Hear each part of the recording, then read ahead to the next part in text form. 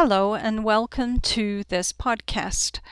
The topic today is a recap of a webinar event that we held during Fix a Leak Week, March 14th through the 20th, 2011, in conjunction with EPA WaterSense program. We're an EPA WaterSense partner, and you can find more information about us at WasteWaterEducation.org and at epa.gov/WaterSense. So why does a wastewater education organization care about water conservation? Mainly because you see the sign there, which is also an EPA logo, that we firmly believe that clean water really does begin at home. And also that water is an integrated resource. It returns to the water cycle, and it's our responsibility to do that in as clean a condition as possible. We care about water conservation because all water is a recyclable, reusable resource, and that wastewater, once we've used water in our homes, in our farms, in our communities, has to go back into that resource. There is no other water than the water we already have. And if there's a single reason why we care about recycling and treating and returning clean water into the water cycle, it's this. And this particular graphic, I believe, is almost a little out of date now. That over 36 states of the US alone are anticipating local, regional, and statewide water shortages by the year 2013. Even here in the water-rich northwest portion of Michigan, looking out as we do of our window onto 25% of the world's freshwater resources. And the adequate wastewater treatment really is a part of the water cycle. We have come to have an expectation of clean water, and we have an expectation of good public health, largely because of that wastewater treatment technology. And that if we're talking about the value of water, we really do need to understand how we use water and where it goes when we've used it. We need to understand the relationship between our on-site and our municipal sanitary systems and our water drinking systems, and how we replenish the aquifers, how the water we use returns itself into the water table and returns into our streams and surface waters. Recording. So if each of us on average consumes this amount of water every day, just take a look at this here. This is the biggest chunk. And if you try to calculate how many gallons you flush down the toilet every day, then you'll notice why it's so important when we get into the WaterSense components. And again, look at all the other uses here. This one here is a significant amount. Faucets, leaks, dishwashers. There is still a misconception that dishwashers are water wasteful, and they're really not. Taking the shower is really not.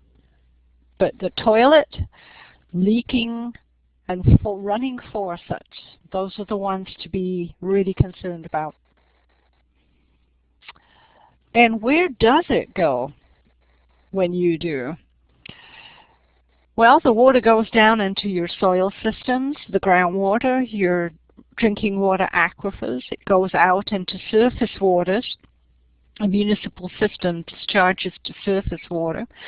It goes into the groundwater and it goes into the watersheds. And obviously for us, being where we are, it goes into Lake Michigan.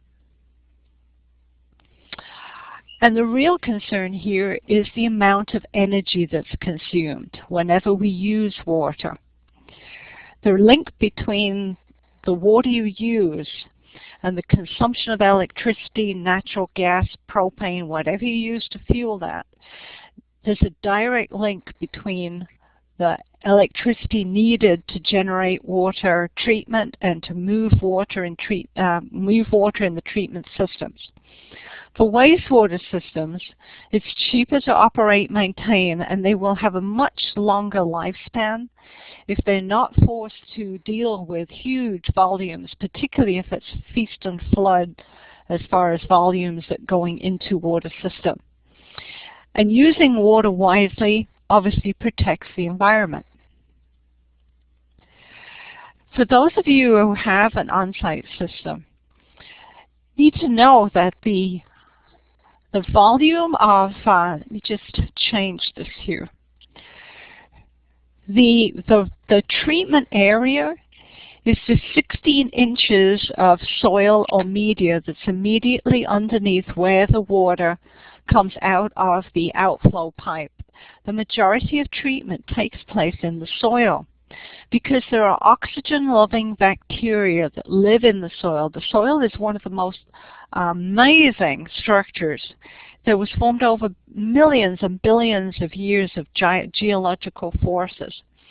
But the bacteria that live in amongst these sections here between the particles, they need oxygen to breathe. They're aerobic bacteria. In the septic tank, it's anaerobic. There is no oxygen. There are other gases involved here. So I ask people, you know, how long can you hold your breath? Not very long. If you drown a field, you're drowning the bacteria. You're reducing their ability to absorb and to mitigate the bacteria that's coming out in the form of bad bacteria. And supplying potable drinking water costs real money. We're not talking here about an insignificant amount. 56 billion kilowatt hours per year just for using in American public water supply and treatment facilities. That's enough electricity to power more than 5 million homes. 5 million homes for an entire year. And this down here is why we are so passionate about being a WaterSense partner. 80% of those kilowatt hours don't actually do anything except move water from A to B. So if you think about when you turn your tap on, when you turn your tap on, the water's got there from somewhere. It had a pump, either in your backyard, your own personal well pump, or it had electricity coming out of the water treatment plant and pushing that water down the pipes and the lift pumps into your particular system. It takes electricity to send it back out again. If you have a septic field, you're still using electricity to actually just move that water backwards and forwards. If you have a municipal system, that can account to up to 30% of any municipality that operates a water or a wastewater system. 30 to 50% of that budget can be just electricity. Nothing to do with treatment at all. And the cost of old habits. Okay, now everybody be truthfully honest. How many of you washed your face or brushed your teeth this morning and did it with the faucet running? Be honest. Use those. Oh, you're so good, and you're so honest, of course. Yeah. I have to do a little red X and a little green check because I really did both, and I'm utterly mortified, absolutely mortified that I did, and I should know better. But you know, this is the equivalent of a 60-watt light bulb for 14 hours. Just sitting there letting the faucet run. And again, even if you're teaching older students here, 30% of your daily water consumption can be using the toilet, just flushing the toilet. The water saver requirements in current models are a vast improvement, but many people still have the older flush toilets. And again, try figuring out how many times you do flush that toilet during the day. 140,000 times in your lifetime, you can switch to a new model and save at least 4,000. And yes, this is my toilet. Yes, that is my floating rubber duck in there. Talking here about the water energy nexus, we're looking here at if we just switched, if just 1 out of 100 people, 100 homes switched from water to water efficient fixtures, the kind of tonnage of greenhouse gas, the amount of electricity, that's the equivalent of 15,000 automobiles on the road for 1 year. If just 1% switched their toilets, that's 8 million kilowatt hours of electricity. 43,000 households using electricity in a month. If you get the chance, do rent, or if you haven't seen this, if you have, you'll know why I'm mentioning this. 2008, National Geographic did a documentary, and actually it was really interesting because they did a European version too, which is equally fun to watch. Just simple things that you do during the day that really add up over the course of your lifetime. You take an estimated 28,000 showers. If you took a shower a day, for the average of what most people have is 75 years, 28,000 showers. And I timed mine. Yes, it does take almost 2 gallons because of the safety feature so that you don't scald yourself when you step into that shower. 2 gallons every time that you turn the shower on. And that's the equivalent of 1.2 million gallons a year in your lifetime. The amount of water that goes over Niagara Falls every 2 seconds. So we tell people we are in the wastewater business. We're in the clean water business because there is no magic pipe coming in from outer space carrying great volumes of clean water here. All the water there is already here, and it's been here all the time. It's another disgusting thing to mention when you do workshops is kind of like the wonderful scene in the film Erin Brockovich where she hands that glass of water across the table. And you tell people, did you enjoy that? Because probably on average it's been through the human gut or some animal gut system many times over the last million or so years. These are some pictures of education events that we've done, how we've used the WaterSense materials, and we've created workshops for adults. We've used our flow models. We actually took all of the 4th grade class out and took them to see the inside of their septic system. We did this after lunch, which we thought was very appropriate. They made puppets. This one here, of course, and that is a water saver toilet that he made the puppet of. And here, we actually built the watershed in the classroom using nothing more than plastic plants, sand, some plastic tablecloths there, and everyone had a great time. We've used the Water Saver, the EPA WaterSense program, to create printed materials. We've done postcards. We've had students create their own postcards to take home, their own refrigerator magnets. Here at the bottom here, everyone got a plain white t-shirt and got to draw on there anything they want on the principle that the human digestive system is part of the water cycle. Just a note here that some of the materials that we've used are on our website. So there are printable, free, downloadable items on our website. And honestly, if we needed to be reminded about why we should care about conserving water, it is that clean water starts at home. And yes, we're a WaterSense partner. And that, again, is our contact information here for WasteWater Education. Wastewater systems are part of the water cycle, and water conservation, integrated water management, water treatment, generation of electricity, the issue of controlling the greenhouse gas emissions, and finding ways to economically use electricity and cogeneration, all of those things are all integrated. So being able to use the WaterSense materials as part of an integrated cross-curriculum program is certainly something that we would encourage you to follow as well.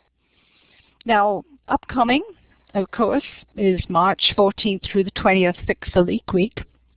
And at this point, I'm going to turn it over to you, Annette, to go through the tools and materials that they've had some examples of how we use them. Now I'd like you to explain about the program itself. Hello, everyone. My name is Annette Pliska. I work at the Environmental Protection Agency in the WaterSense program. And I'm just getting onto my presentation. Excellent. And so my first question for the group is, who is familiar with WaterSense? If you are, please mark the green checkbox, and if not, the red X.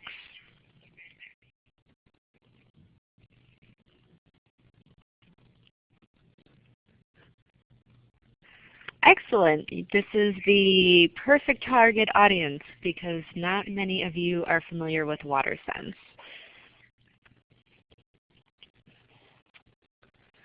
WaterSense is a voluntary partnership and labeling program launched by the EPA in 2006.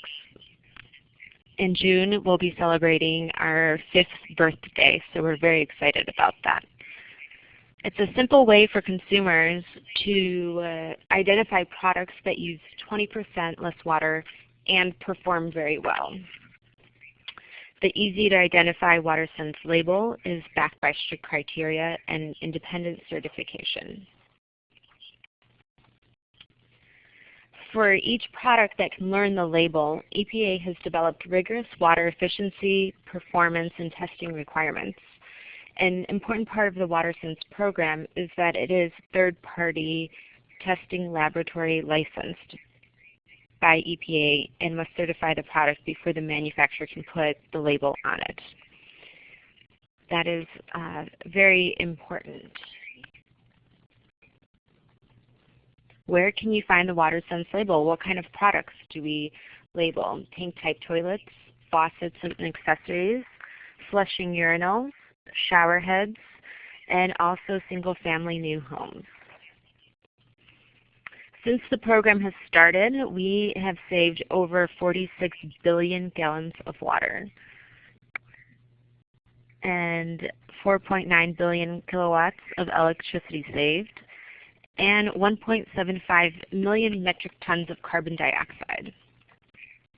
So all of this put together is, all of our efforts really do add up. I'd like to talk a little bit about our partner collaboration, and then I'll get on to the curriculum. In the sense of saving time, I'm going to go through these a little bit more quickly, and you can always refer to our website, which you will have the links to, and we will add the links to the conversation window on the left-hand side of your screen. Each year we have Fix a Leak Week, and in 2009 we collaborated with the City of Phoenix, the Arizona Department of Water Resources, and the plumbing distributor Ferguson to stage a demonstration project at our Phoenix residence home throughout Fix a Leak Week. The display, which you can see on the left, was set up in the residence driveway for a week, which included 2 toilets, 2 faucets, and a shower head. And each of them were slowly dripping. In 1 week, the fixtures filled the basin that you see here. And the event got a lot of really great media coverage. In 2010, The City of Dallas, which is the picture on the right, which with Flow, which is our spokes gallon.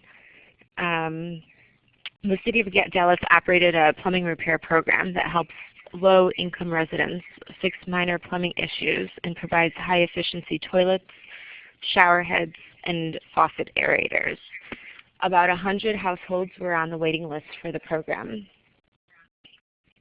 The city worked with local plumbers to complete all the projects that were on the waiting list. In partnership with EPA, local plumbers, Lowe's, Kohler, and other organizations, Dallas addressed all of the households on the program's waiting list for Fix a Leak Week 2010. The City of Dallas estimates that the repairs they made will save about 2.1 million gallons of water per year. Fix a Leak Week 2011, that is coming up March 14th through the 20th, and it's nationwide, and it's so that we could save some water. As you can see, there's the link. All right, great.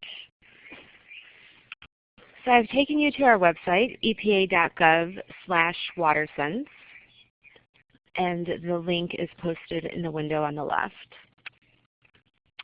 And on this website, you can see all of our different materials and facts and figures, and our podcast, which is in English and in Spanish, and highlights from previous years. All right, I will go back to our presentation. We also have a We're for Water campaign. Flo, our spokesman that I mentioned previously, went on a road trip, as you can see on the map, throughout America, showing people how they could save water. We also have a presence on the intranet on Facebook. If you have a Facebook account, will you mark the green X? And if you don't, will you mark the red X? All right. So I see that we have a lot of people on Facebook, and you can come to our site and become a fan. You can like us, and this is a really great way to keep in touch with the program. And you don't have to be a partner to be a fan. And we list all of our upcoming events. You can see that there was the invitation for today's webinar. And you can also take the pledge, the We're for Water pledge. And we list all of our events. Oops, just kidding. We should have all of our events up there and a little bit more information. So it's a really great way to keep in touch. Now the reason that most of you are here today is to learn about the curriculum. So WaterSense is committed to helping teachers communicate these values by providing the following resources. We designed a special website for kids in mind.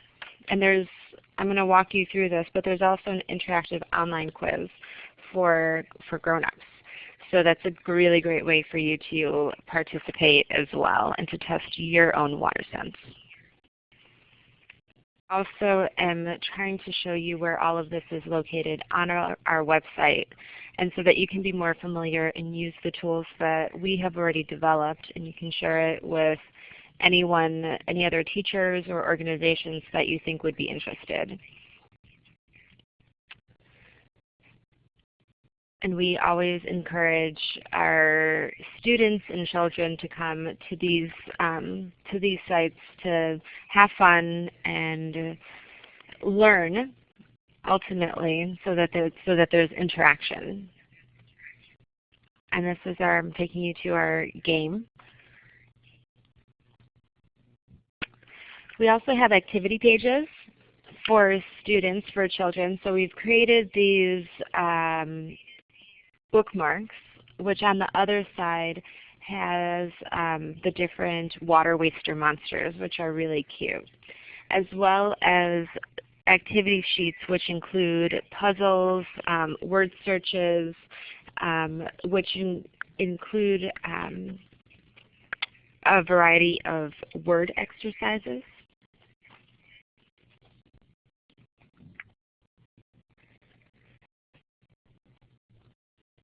And here's the front, and you can print this out. Here we go.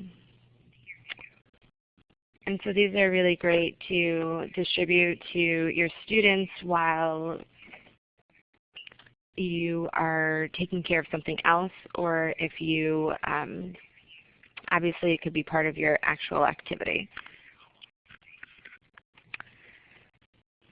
I'd like to take you to the site for teachers.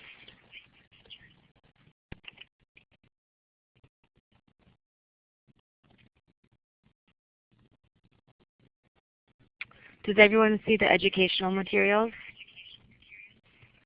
If so, mark a green at. Okay, great.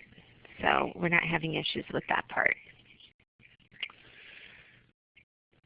So we have two sets of curriculum. The first set is for Fix a Leak Week learning resources, and the second is a day in the life of the drop. And I'm going to walk you through both of them.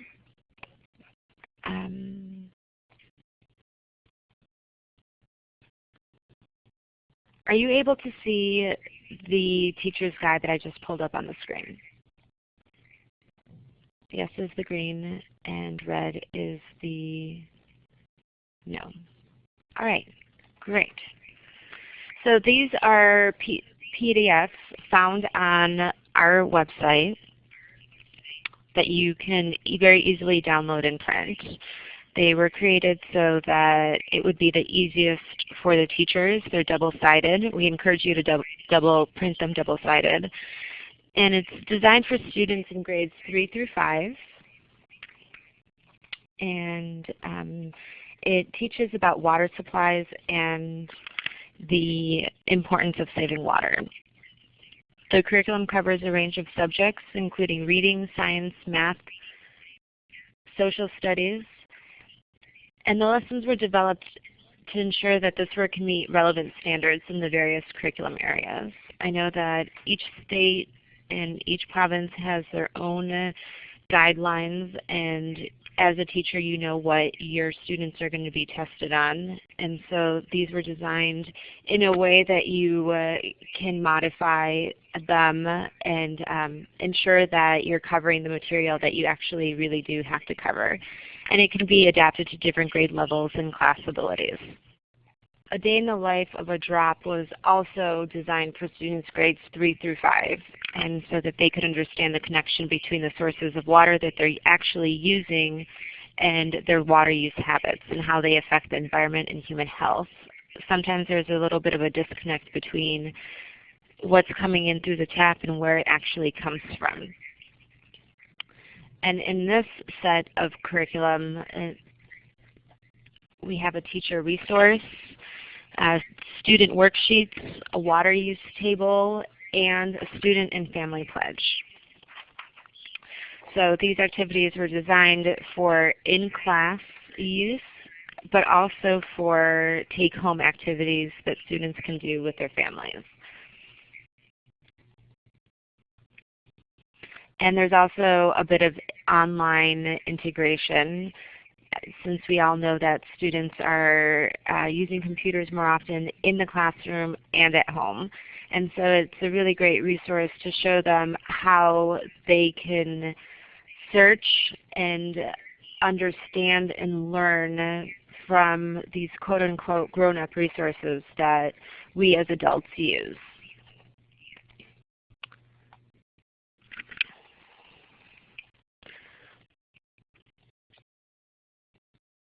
And after the students complete the worksheets, students and families take the pledge to filter out bad water habits to demonstrate their commitment to saving water for the future.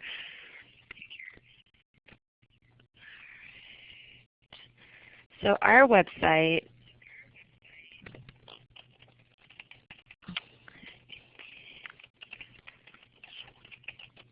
is epa.gov/WaterSense.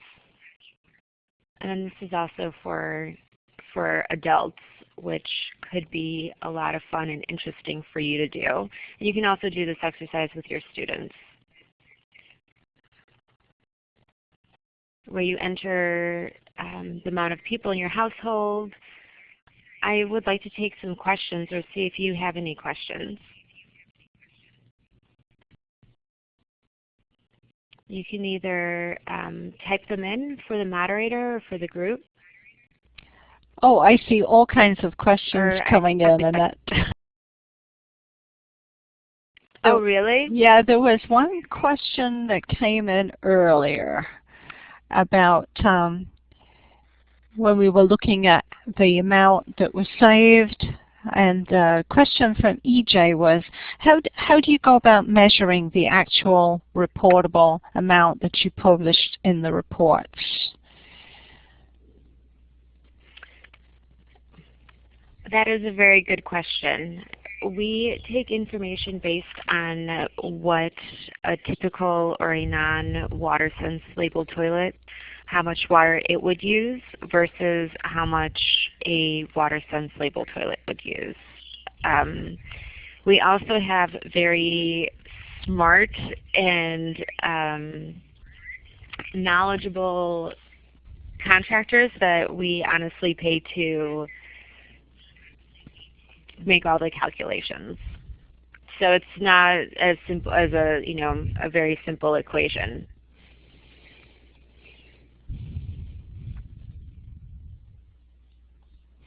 And I also see a question coming in from Chuck and another one from EJ. Okay, Annette, can you see the chat window question? Yes, I can, and so I'll go ahead and answer these as they come in. We currently only have curriculum for grades 3 through 5. That has been our target age group.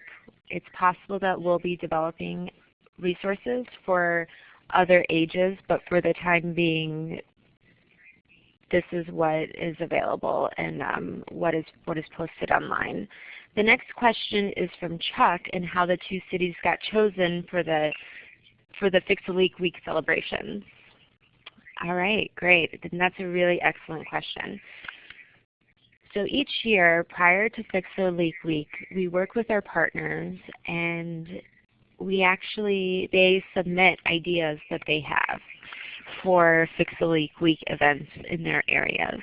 And so based on what has been proposed by our partners and what is a good event and what can show to save a lot of water and could be a really great event for the public, for the immediate environment, we decide who we're going to work with.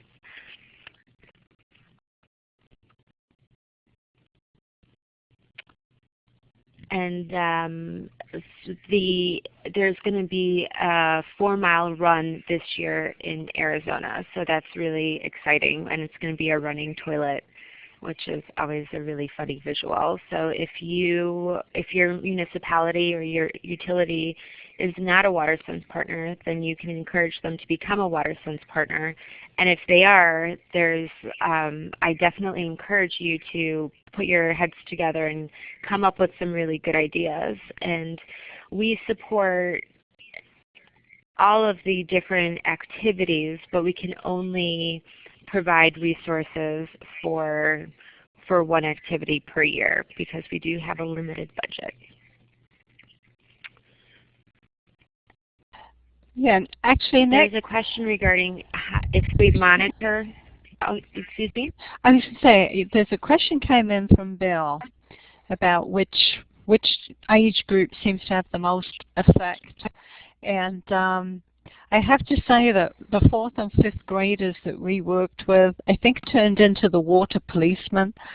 And in our presentation, there was a series that was done by British Television, basically the house. There was the Edwardian house, the Victorian house, and they did one called the World War II house.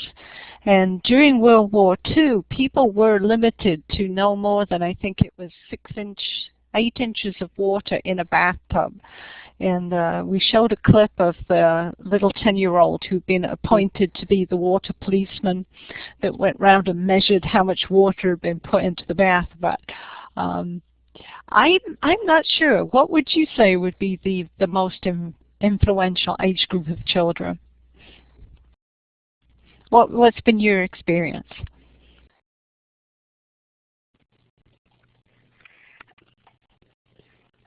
My experience has been that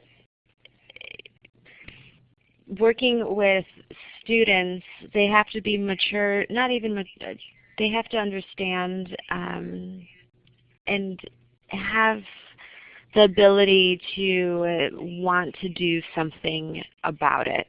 And so if you start too early, you risk them not fully understanding what you're talking about. And if you start too late, I mean, there's always the ability to influence, but we think that that age group of grades 3 through 5 is when they're in a development period where they can really pursue understanding and of these higher concepts.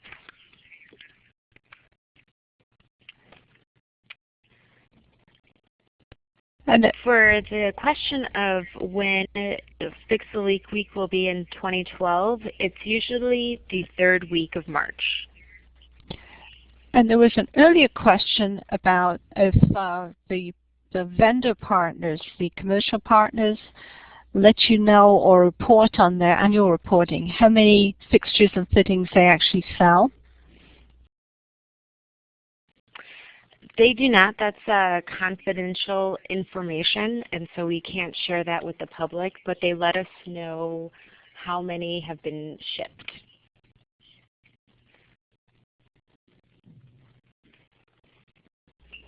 And there's a question about, is there a listing on the site of the participating entities, who actually is a partner and by which state?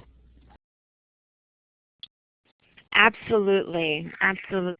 And so this is a really great and easy way to look at who, if your municipality or if your utility is a partner.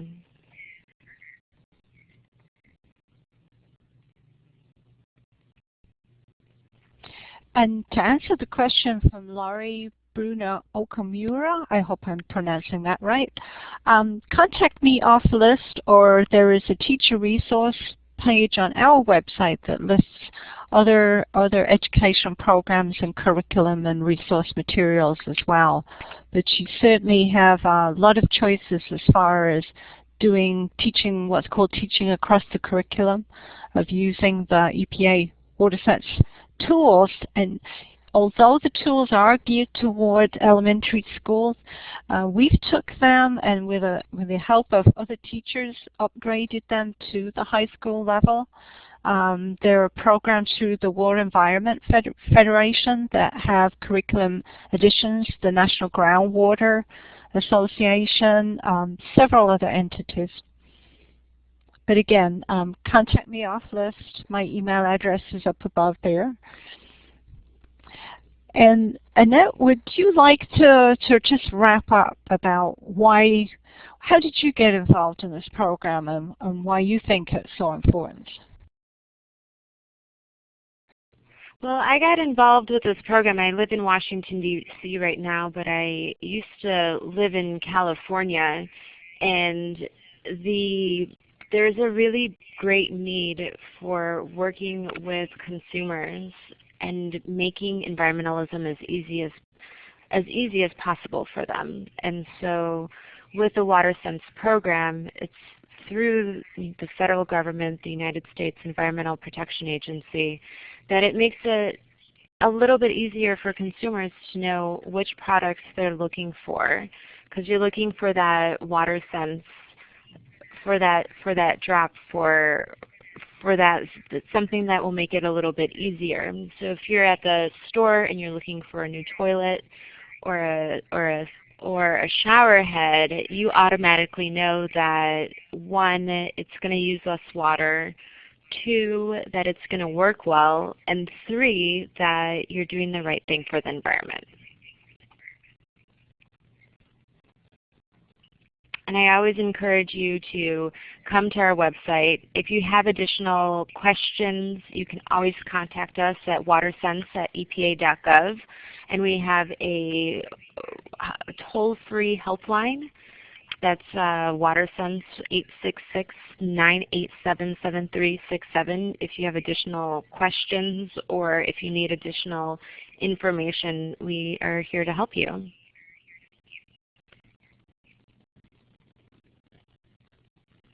And I'd like to thank Dendra from WasteWater Education for putting on this webinar. Well, and thank you, Annette. And just to add my 2 cents worth about the value that we've got out of being a partner. The resource materials are fabulous. The partner logos, the being able to associate your education efforts with something that's had so much thought and so much class and so much graphic design excellence that's gone into it. But also being a nonprofit, and for anyone here who's working with a school, having community and local partners is extremely important and gets even more important as the economic climate requires you to look for additional funding. And being able to approach someone in your community and say, I see you're an EPA WaterSense partner. We are working with a curriculum that we think that we would love to have you be involved in. When we did the project that we did locally with an elementary school, we spent a month there, and we pulled in so many partners from the health departments, from the water utilities, from the electric utility, from the vendors. And if you've ever seen a group of 4th graders try to dismantle a toilet, it's quite entertaining. But they got the point. And not everybody realizes why there's a U-bend in a toilet. Well, they did by the time they'd finished. So I would really like to thank all of you for attending today. If all of you or any of you would like to have another session looking at any of these materials or things in more detail, please just email me or give us a call, or send an email to WaterSense at EPA, and we'll be happy to schedule another one. And so with that, I think we will call it a close for the end for today. And again, thank you all so much for being partners and being here today.